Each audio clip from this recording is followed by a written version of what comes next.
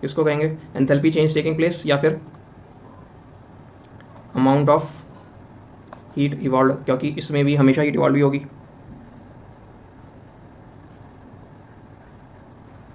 ठीक है, when H plus from acid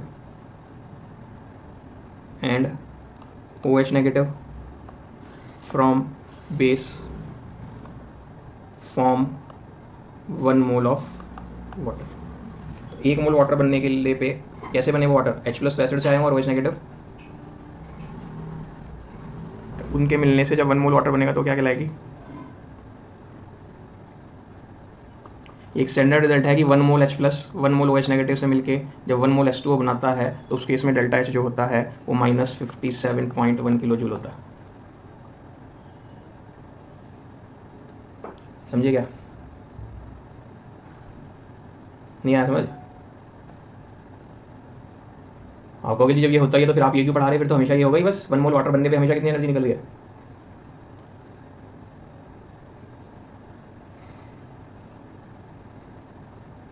तो अब मान लीजिए CH3COOH वीक एसिड होता है पता, और NaOH स्ट्रॉन्ग बेस होता है पता। इन दोनों ने मिलके वाटर बनाया और हीट निकली कितनी? 55.2 किलो जूल। तो आप कहोगे इससे एक H प्लस आया, इससे OH नेगेटिव आया, तो 57.1 निकलनी चाहिए थी, 55.2 क्यों निकली? कितनी लेस निकली? इसका और इसका डिफरेंस 1.9 आएगा क्या? तो हम कहेंगे 1.9 किलो जूल कम क्यों निकली?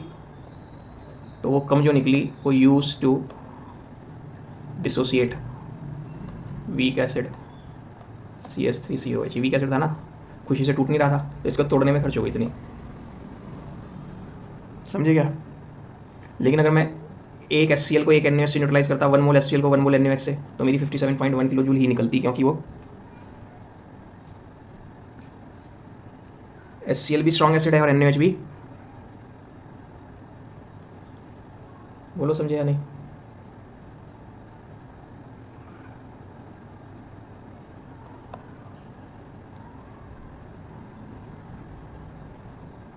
कुछ इसके लिए सर साइन बना हुआ नहीं है, अगर लिखना ही हो तो फिर पूरा लिखोगे डेल्टा न्यूट्रलाइजेशन H। ठीक है, नेक्स्ट है एंथैल्पी ऑफ सॉल्यूशन। अब इस एंथैल्पी ऑफ सॉल्यूशन के लिए भी कोई स्पेसिफिक इन्होंने वो नहीं बनाई हुई, तो ये क्या हो जाएगी? एंथैल्पी चेंज टेकिंग प्लेस, या क्या कह दो, हीट इवॉल्व्ड और एब्जॉर्ब्ड। कब भाई, कुछ तो बताओ कब? व्हेन, क्या हो गया ये ऊपर? When mole 1 mole of solute is dissolved in specific amount of particular solvent at given temperature। ये तो दुनिया भर की टर्म्स आ गई, पता नहीं आपने क्या क्या कर डाला। अब ध्यान से सुनना बिल्कुल, अगर एक बार ध्यान से सुन लिया तो सब याद भी हो जाएगा। सॉल्यूशन बनाने के लिए हमने सॉल्यूट और सॉल्वेंट मिलाया होगा मोटे तौर पे। तो अब देखो, ये तो राम है, ये श्याम है। इसने तो 1 मोल चीनी और इसने 2 मोल चीनी पानी में घुली, 1 लीटर पानी में, तो क्या दोनों केस में same amount of heat evolve absorb होगी?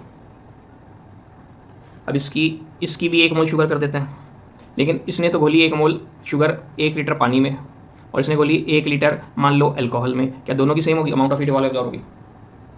No sir. फिर इसने तो 1 मोल चीनी घोली 1 लीटर पानी में, लेकिन इसने 1 मोल शुगर घोली 5 मोल पानी में, 5 लीटर पानी में, तो क्या same amount of heat evolve होगी? तो हमने क्या करना है, सॉल्यूट का नाम और सॉल्यूट की क्वांटिटी तो फिक्स कर दी, 1 mole of solute dissolved in specific amount, तो अमाउंट ऑफ सॉल्वेंट भी फिक्स करना पड़ेगा भाई, 1 लीटर में घोल रहे हो, 5 लीटर में या 10 लीटर में, और सॉल्वेंट भी स्पेसिफाई करना पड़ेगा भाई, कौन से सॉल्वेंट में, पानी में या पेट्रोल में या डीजल में, किसमें। और मैं ये भी 1 लीटर पानी में घोल रहा है पानी को, शुगर को, ये भी 1 लीटर पानी में घोल रहा है 1 मोल शुगर को, लेकिन इसका पानी 25 डिग्री सेल्सियस पे, इसका पानी 40 डिग्री सेल्सियस पे, या दोनों बार same amount of heat evolve absorb हो रही होगी? तो इसका मतलब किस पे डिपेंड कर रहा है? एक स्पेसिफिक टेम्परेचर भी होना चाहिए या नहीं? अब ये तो बहुत सारी टर्म्स हो गई, तो इन्होंने एक और टर्म्स याद कर दी।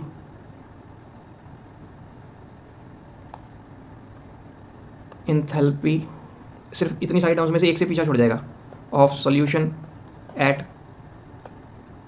Infinite dilution.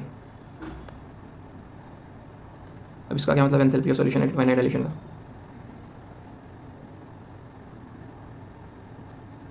कि आपने खूब सारा पानी लिया है, अभी 1 मिनट के लिए 1 लीटर पानी लिया, उसमें 1 मोल कोई सॉल्यूट बोल दिया, ठीक है। अब आप इसमें पानी डालते जा रहे हो, इसमें पानी डालते जा रहे हो यानी इसे डाइल्यूट करते जा रहे हो। अब पानी मान लीजिए जब 1 मोल 1 लीटर पानी में घुला था तो थोड़ी सी हीट निकली थी, थोड़ा पानी और डाला थोड़ी और निकल गई, थोड़ा पानी और डाला थोड़ी और निकल गई, थोड़ा पानी और डाला और निकल गई, तो मैं इसमें पानी डालता जा रहा हूँ, हीट थोड़ी थोड़ी और निकलती रहेगी, तो कभी तो ये स्टेज आएगी कि अब और पानी डालने से हीट निकलनी बंद हो गई। और जब ये वाली स्टेज आएगी तो हम क्या कहेंगे, सॉल्यूशन ऑलमोस्ट, चीनी थी तो ऑलमोस्ट फीका हो गया होगा, इतना पानी डल चुका होगा जब तक आते आते। तो नहीं आ रही समझ? 1 लीटर पानी में आपने पता चला 500 लीटर पानी डाल दिया धीरे धीरे करके और हीट निकली जा रही है, फिर 100 लीटर और डाल दिया, थोड़ी सी हीट और निकल गई, अब पता चला डिजॉल्व करते 1000 लीटर पानी आप डाल चुके हो, अब जाके हीट निकलनी बंद हुई, तो अब 1 मोल शुगर 1000 लीटर पानी में तो ऑलमोस्ट फीका ही हो गया होगा ये। तो इस बात को बोलूँ क्या ये इनफाइनाइटली डाइल्यूट हो गया? तो यहाँ पे स्पेसिफिक अमाउंट ऑफ सॉल्वेंट कितना हो गया? स्पेसिफिक अमाउंट के बजाय इनफाइनाइट अमाउंट ऑफ सॉल्वेंट, कि further dilution, further addition of solute will, further addition of solvent will not bring any change in the value of heat water absorbed. तो when solvent is in so large excess that further addition of solvent, इतना धुल चुका पानी डाल चुका है, इतना solvent डाल चुका है कि फर्दर और डालने से further addition of solvent does not produce any heat change. बताओ समझे क्या? और नहीं समझे कुछ नहीं है, मेरे किसी काम का नहीं है। बोलो।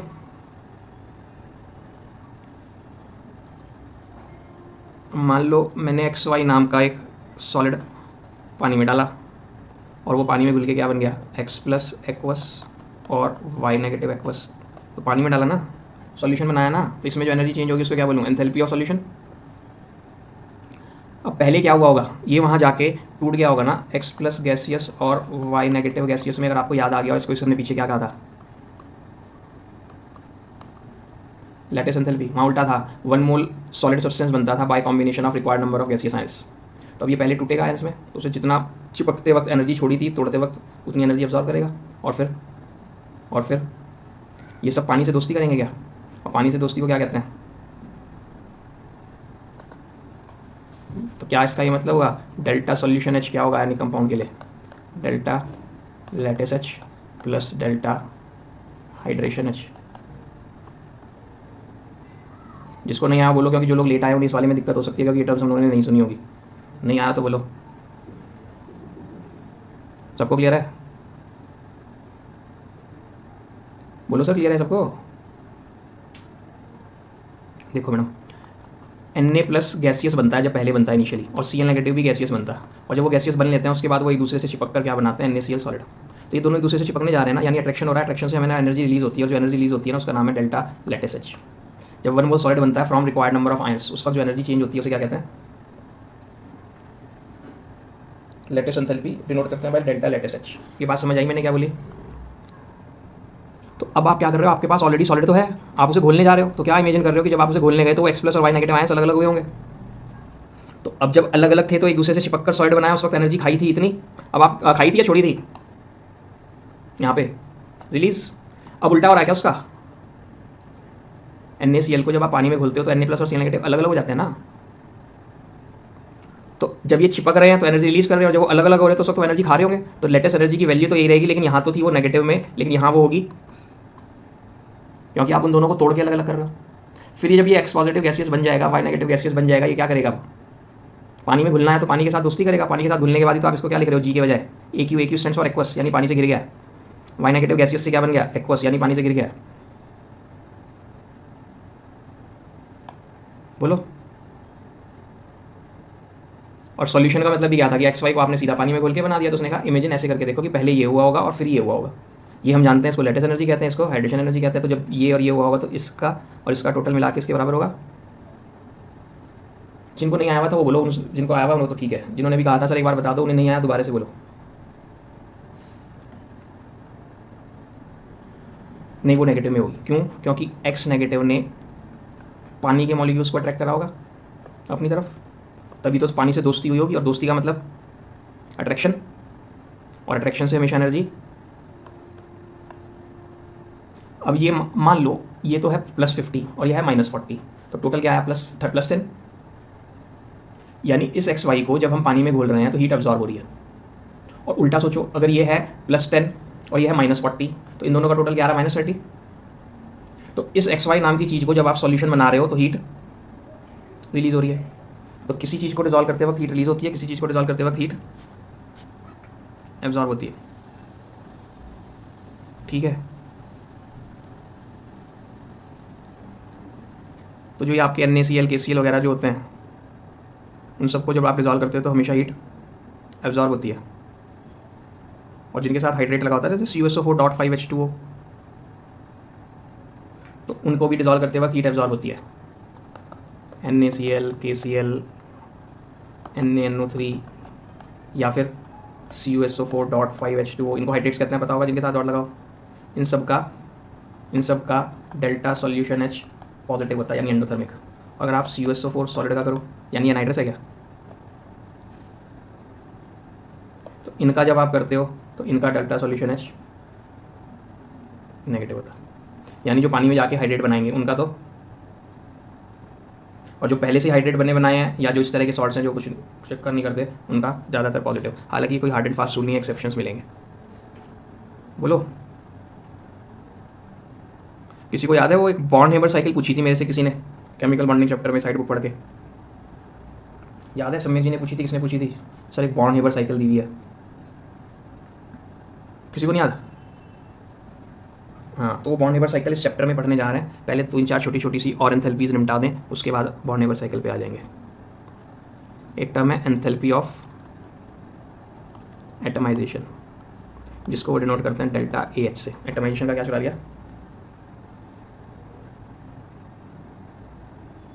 कोई भी चीज़ फाइनली बनी तो एटम से ही होती है।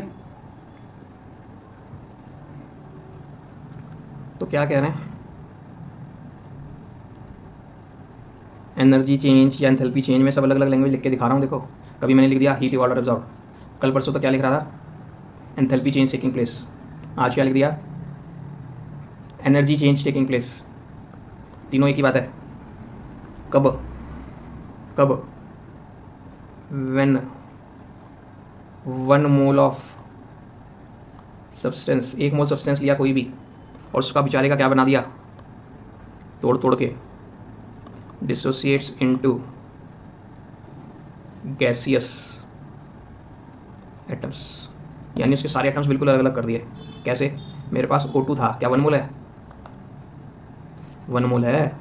इसका आपने किसी तरह ये हाल कर दिया बेचारे का, तो क्या सारे मॉलिक्यूल जो भी था उनके सबके अलग अलग एटम बना दिए।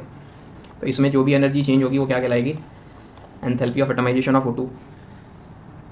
मान लीजिए मेरे पास CH4 गैस है, मैंने इसका क्या करा, C gas plus 4H gas, ये भी क्या हो गया,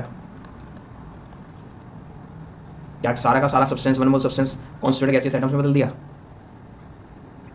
मेरे पास है पोटेशियम और मैंने इसका ये बना दिया, इसका मतलब सॉरी पोटेशियम तो सॉलिड होता,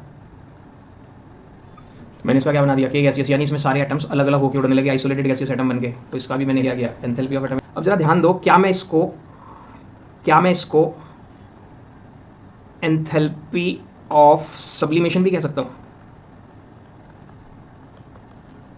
क्योंकि सब्लिमेशन में क्या होता था, सॉलिड को आप गैस तक ले जाते थे, तो हम सॉलिड को गैस तक ले गए। तो इस केस में enthalpy of atomization, enthalpy of sublimation same हो गई।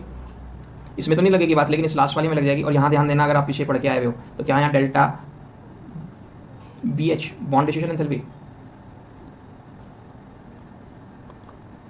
क्योंकि क्या तोड़ रहे हो आप, 1 मोल बॉन्ड तोड़ रहे हो या नहीं, और 1 बॉन्ड तोड़ने में जो खर्चा आता था उसे क्या कहते थे, बॉन्ड एंथैल्पी या बॉन्ड डिस्ट्रीब्यूशन एंथैल्पी।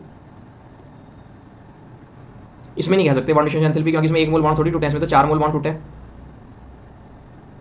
4 बॉन्ड नहीं टूटे क्या? अगर मैं इसका y/4 कर दूं तो y/4 क्या हो जाएगा? y/4 क्या हो जाएगा? Bond enthalpy of CH bond या नहीं?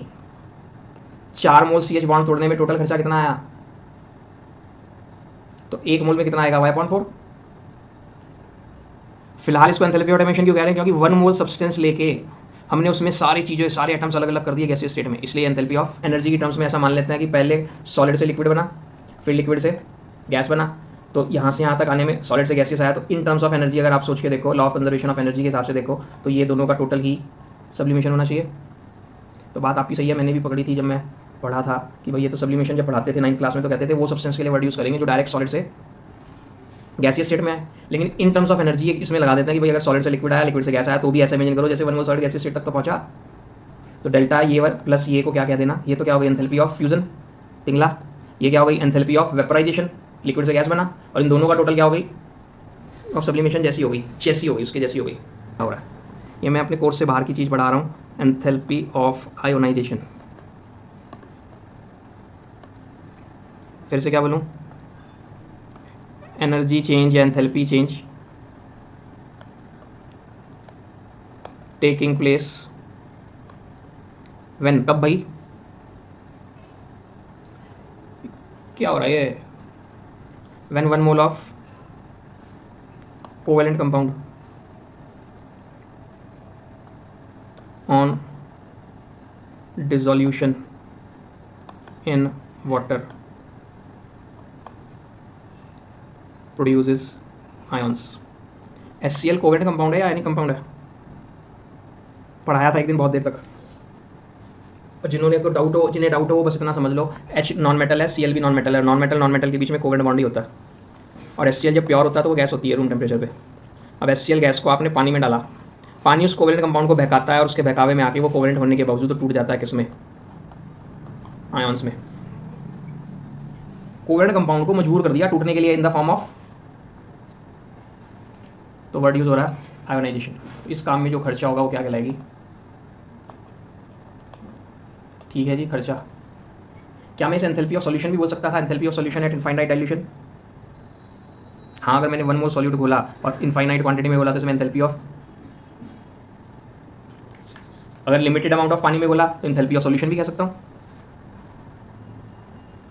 हाँ या नहीं? Enthalpy of hydrogenation, energy change taking place when, बोलो कब? 1 मोल ऑफ अनसैचुरेटेड कंपाउंड, समझ गए? Unsaturated compound alkene alkyne is completely hydrogenated to form saturated compound. Complete हो गया तो सैचुरेटेड बन जाएगा। भाई ये कौन है, इथाइन है या नहीं? अब इसको कंप्लीटली हाइड्रोजनेटेड तो जब मानोगे अगर आप इसको ये कर दोगे,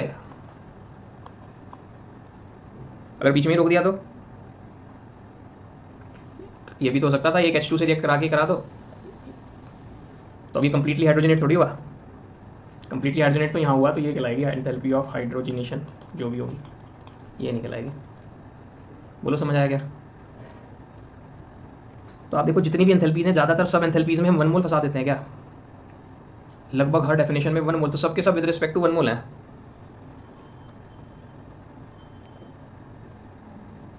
लीजिए मैडम, हो गया।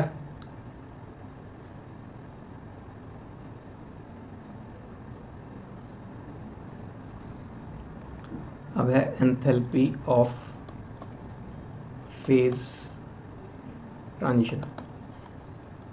इसमें 3 टर्म है, डेल्टा फस H, डेल्टा वैप H और डेल्टा सब H। फुल फॉर्म बता सकते हो? और केमिस्ट्री में फ्यूज़न का मतलब पिघलना भी होता है, मेल्ट होना। ये पता ही है, एंथैल्पी ऑफ वेपराइजेशन, और ये एंथैल्पी ऑफ सब्लिमेशन। अब इन सबकी डेफिनेशन क्या क्या होंगी? एंथैल्पी चेंज टेकिंग प्लेस, और मैं ज़्यादा बढ़िया बोलूँ अमाउंट ऑफ एनर्जी अब्जॉर्ब, क्योंकि पिघलाने में तो एनर्जी अब्जॉर्ब भी हो रही होगी, किसी चीज़ को पिघलाने में, और इन जनरल बोले तो एंथैल्पी चेंज टेकिंग प्लेस तब when 1 mole of solid is converted into liquid. यहाँ क्या हो जाएगा, when 1 mole of liquid is converted into gas, और यहाँ क्या आ जाएगा, of solid is converted into gas. बताइए आ गया नहीं आ गया। और एंथैल्पी ऑफ वेपराइजेशन का उल्टा क्या होता होगा, एंथैल्पी ऑफ कंडेंसेशन, कि 1 मोल गैस का आप 1 मोल लिक्विड बना रहे होंगे ठंडा करके। एंथैल्पी ऑफ फ्यूजन का उल्टा क्या होता होगा, enthalpy of freezing, enthalpy of solidification. हाँ या नहीं, इतना तो सबको आता होगा। फ्यूजन का उल्टा फ्रीजिंग या सॉलिडिफिकेशन, वेपराइजेशन का उल्टा कंडेंसेशन। लेकिन इसमें मज़ेदार बात है, ये डेफिनेशन लिखा है ना तो 0 मार्क्स मिलेगा। अब देखो, हमने मिस्टर एक्स को 1 मोल नमक दिया और कहा इसकी एंथैल्पी ऑफ फ्यूजन निकालो, तो जिस कमरे में बैठा था उसका टेम्परेचर 25 डिग्री सेल्सियस था। इसने इसे बीकर में डाला और हीट करना शुरू कर दिया। और एक दूसरे मिस्टर वाई को भी 1 मोल NaCl दिया, वो जिस कमरे में बैठे थे उस कमरे का टेम्परेचर 3 डिग्री सेल्सियस था। अब इसे भी कहा एंथैल्पी ऑफ फ्यूजन निकालो, इसने भी उसे बीकर में डाला और हीट करना शुरू कर दिया। क्या दोनों के यहाँ same amount of heat absorb होगी टू कन्वर्टेड इनटू लिक्विड? किसके यहाँ ज़्यादा होगी, वाई के या एक्स के? वाई वाले को ज़्यादा हीट देनी पड़ेगी पिघलाने के लिए, तो फिर तो enthalpy of fusion of NaCl की हज़ारों वैल्यूज हो जाएंगी। 3 पे इतनी, 3.5 डिग्री पे इतनी, 3.6 डिग्री पे इतनी, या नहीं? किताबें छापते स्टैंडर्ड टेबल्स बनाते इसी में थक जाएंगे। तो उन्होंने कहा नहीं, सारी दुनिया की बुक्स में मुझे enthalpy of fusion of NaCl की सिंगल वैल्यू छापनी है, एक ही वैल्यू छापनी है बस। तो हमने कहा फिर क्या करें,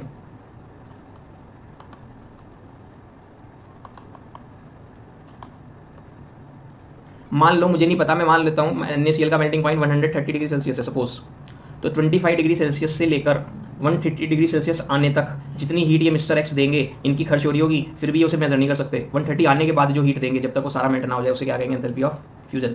ऐसे ये साहब 3 डिग्री से लेकर 130 डिग्री सेल्सियस लाने तक जो हीट देंगे उसे मेजर नहीं करेंगे, उसे मेजर 130 आने के बाद जो हीट देंगे जब तक वो सारा पिघल नहीं जाता उसे कहेंगे एंथैल्पी ऑफ फ्यूजन। तो फिर तो वो तो दोनों की सेम आएगी, क्योंकि NaCl का मेल्टिंग पॉइंट तो एक ही रहेगा ना सारी दुनिया में। एटमॉस्फेरिक प्रेशर कांस्टेंट रखते हुए मानेंगे करेंगे। यहाँ क्या आ जाएगा बताओ, एट इट्स, और यहाँ क्या आ जाएगा,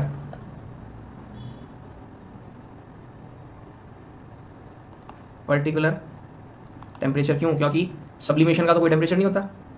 कैम्फर कपूर सब जानते हो, मैंने 1 मोल कैम्फर एक कटोरी में रखा सर्दियों में, 1 मोल कैम्फर दूसरी कटोरी में रखा गर्मियों में, दोनों केस में वो सब्लाइम कर गया, दोनों में जो हीट एब्जॉर्ब हुई सेम होगी सर्दियों और गर्मियों में। सर्दियों में ज़्यादा एब्जॉर्ब करेगा, लेकिन अब कोई सब्लिमेशन टेम्परेचर तो है नहीं, सब्लिमेशन तो हर टेम्परेचर पे हो रहा है, तो जिस टेम्परेचर पे हो रहा होगा नोट करना पड़ेगा। तो एंथैल्पी ऑफ सब्लिमेशन की तो हज़ारों लाखों वैल्यूज हो जाएंगी, ये सबसे सेल है। 5 डिग्री पे इतना है, 6 डिग्री पे इतना, 7 डिग्री पे इतना, 8 डिग्री पे इतना, मजबूरी है इसका, कोई ऑप्शन ही नहीं है।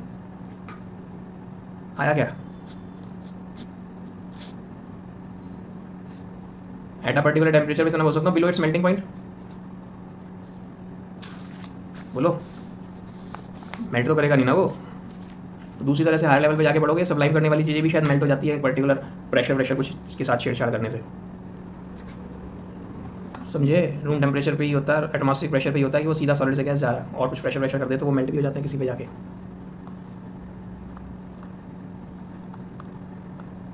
हैसेस लॉ चैप्टर की असली जान, जिसके ऊपर न्यूमेरिकल्स आएंगे, इन सब फंडामेंटल्स को उसमें यूज़ करना पड़ेगा। हैसेस law of constant heat submission. अब देखो ना, कोई नहीं मतलब क्या है, कैसे पकड़े इस बात को, कैसे समझें इस बात को।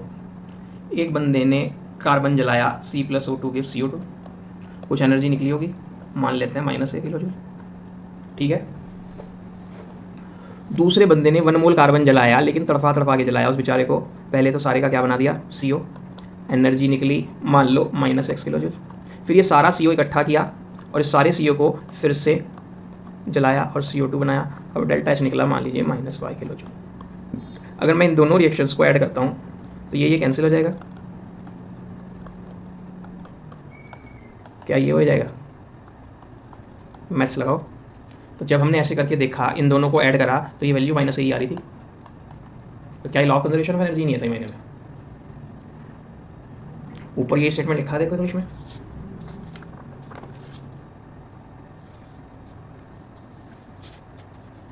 बताइए आगे अच्छे से। अब इसके एप्लीकेशंस हैं किसके, ऐसे लॉग है।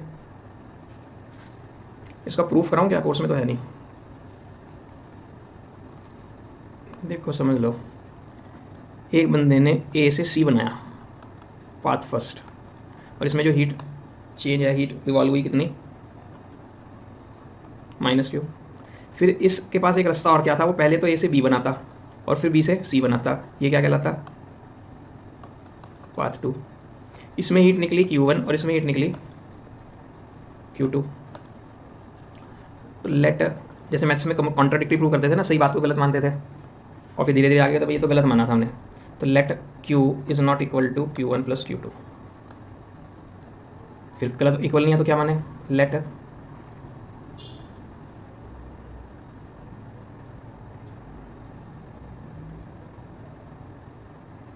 ठीक है।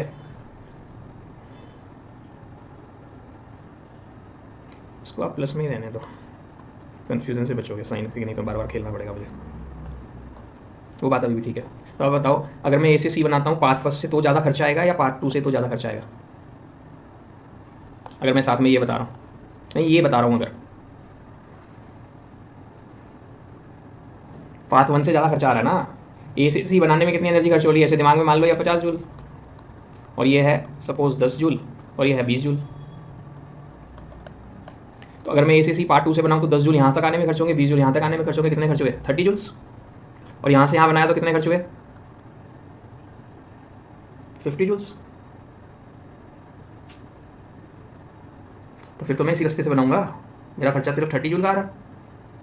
तो मैंने क्या किया, देखो ए से सी बनाया by path second, energy consumed कितनी, 10 + 20 = 30 जूल्स। देन फिर मेरे दिमाग में शरारत शुरू आई, C2A, सी को ए में बदला by reverse of path first, इसका उल्टा मेथड करके सी से बना लिया। एनर्जी प्रोड्यूस कितनी, बोलो, प्रोड्यूस हो गई ना 50। तो मैं इस 50 में से 30 जूल तो रख लूँ कि तुझे हम वापस ए से सी बना देंगे, और 20 जूल से अपना कार चला लूँ। अब अपनी कार में एक बार ये वाली रिएक्शन फिट करा दो, ऐसे ऐसे गए, 30 जूल खर्च हुआ, ऐसे बनाया, फिर सी से कार के इंजन में कहीं सिस्टम बना दो कहीं जाके, वहाँ ऐसे बनाया, कितनी प्रोड्यूस हुई 50 में से 30 तो रख ली इस काम के लिए, और 20 से कार चलाई। बस सारी ज़िंदगी इसी से खेलते रहो और सारी ज़िंदगी कार चलती रहेगी। तो क्या आपने नेट एनर्जी प्रोड्यूस कर ली, बोलो कितनी, या ऐसे कर दो, इतनी प्रोड्यूस हो गई या नहीं हो गई, which is against first law of thermodynamics. First law of thermodynamics क्या कहता था, कोई तो बोल दिया करो कि energy can neither be produced. तो इसका मतलब हमने जो सोचा, हमने क्या सोचा,